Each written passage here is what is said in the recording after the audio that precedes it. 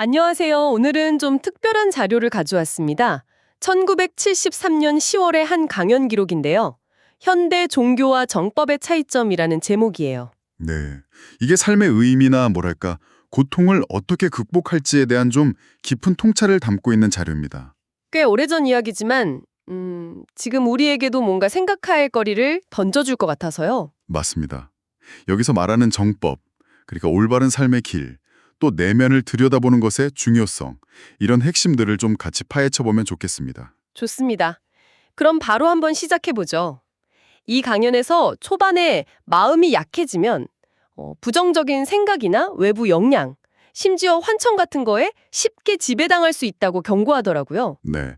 그게 심해지면 이제 정신적인 혼란, 분열증 같은 거로 이어질 수도 있다.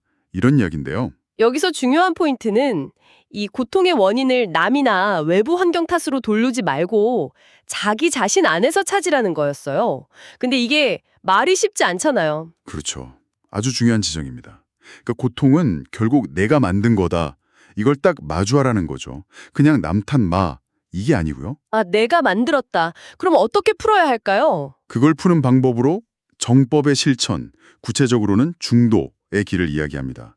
이게 거창한 게 아니고요. 네. 그냥 매 순간 바르게 보고, 듣고, 생각하고 말하는 것.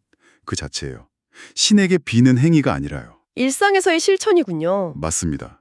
누가 보든 안 보든 남을 위해서 내가 할 수 있는 일을 꾸준히 하는 것.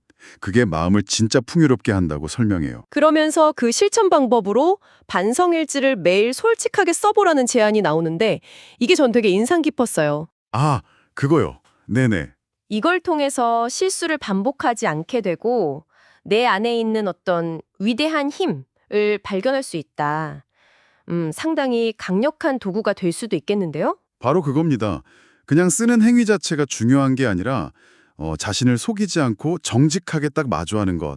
거기서 변화의 힘이 나온다는 거죠. 자기 자신과의 정직한 대면이라. 네. 이런 내면 성찰의 관점이 그 뒤에 나오는 질의응답 내용하고도 연결이 돼요. 당시 일본이라는 국가, 또 천황의 역할에 대한 질문이 나왔거든요. 아, 네, 맞아요. 그 부분도 흥미로웠어요. 특정 국가, 그러니까 일본만 신국, 신성한 나라다. 이런 생각은 좀 편협하다. 인위적으로 만들어진 거다. 이렇게 비판하더라고요. 그렇죠. 오텐토사마, 그러니까 하늘의 태양이 온 세상을 똑같이 비추는 것처럼 지구 전체, 아니 우주 전체가 본래 신성하다는 거예요. 와, 시야가 굉장히 넓네요. 네. 그러면서 과거에 천황을 위해서 목숨을 바쳐라. 죽음은 새털보다 가볍고 의리는 산보다 무겁다. 이런 식의 가르침 있잖아요. 네네. 가미카제 특공대 같은? 맞아요. 그런 이데올로기가 젊은이들을 얼마나 잘못된 길로 이끌었는지 그 영혼들이 여전히 고통받고 있다고 아주 강하게 비판합니다. 그건 보편적인 진리가 될 수 없다는 거죠. 그러면서 인류는 다 형제고, 지위나 명예 이런 거 상관없이 평등하다. 그래서 조화로운 세상, 일종의 유토피아를 만드는 게 진짜 우리 사명이다. 이렇게 말하는군요. 네, 당시 천황에 대해서는 좀 독특한 표현을 써요. 빛의 대지도령이라고. 뭔가 영적인 가능성을 보는 듯 하면서도 네, 빛의 대지도령. 네, 그러면서도 그를 어떤 국가적인 숭배 대상으로 삼으려는 움직임, 그런 건 절대 안 된다. 그건 오류다라고 아주 명확하게 선을 긋습니다. 아, 개인의 내면 성찰에서 시작해서 인류 전체의 평화까지 연결되는 이야기네요. 그렇죠. 그런 관점이 마지막 부분, 이제 개인적인 고민들, 예를 들어 질병이나 좀 불안한 꿈 같은 문제를 다룰 때 색심불이라는 개념으로 이어집니다. 색심불이. 몸과 마음은 불이 아니다. 이런 뜻이죠. 맞습니다.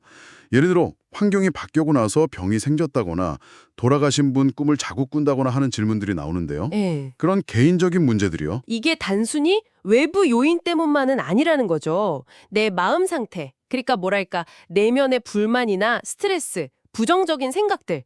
강연에서는 이걸 스스로 독을 먹고 있다 이렇게까지 표현해요. 독을 먹고 있다. 좀 강한 표현이네요. 네. 그런 내면 상태가 몸의 문제로 나타날 수 있다는 겁니다. 그래서 영양 챙기고 푹 쉬고 필요하면 당연히 의학적 도움도 받아야겠지만 동시에 자기 마음을 정직하게 들여다보는 게 중요하다는 거죠. 어떤 감정들을 다스려야 할까요? 특히 단기, 그러니까 조급함이나 화 같은 부정적인 감정들, 이런 걸 잘 다스리는 내면 작업이 같이 가야 근본적인 해결이 된다고 조언합니다. 오늘 쭉 살펴본 내용들을 이렇게 종합해보면요. 결국 진짜 의미 있는 삶이라는 건 어떤 외부적인 형식이나 의례에 있는 게 아니라 우리 각자가 꾸준히 내면을 들여다보고 바르게 실천하고 그리고 강연에서 나온 표현처럼 풍요롭고 둥글며 하얀 마음, 이걸 가꾸는 데서 오는 것 같네요. 네, 맞습니다. 특히 매일매일 정말 정직하게 자신을 돌아보는 그 반성이라는 실천, 이게 생각보다 훨씬 더 강력한 힘을 가지고 있다는 것. 우리 안에 잠재력을 깨우고 더 나은 삶으로 나아가게 하는 뭐랄까 열쇠가 될 수 있다는 점이 참 깊은 울림을 주는 것 같습니다. 자, 그럼 여기서 마지막으로 여러분께 질문 하나 던져보겠습니다. 만약에요, 매일 아주 잠깐이라도 괜찮습니다.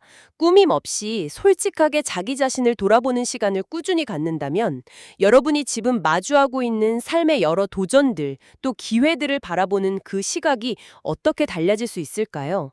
한번 조용히 생각해 보시면 어떨까 싶습니다.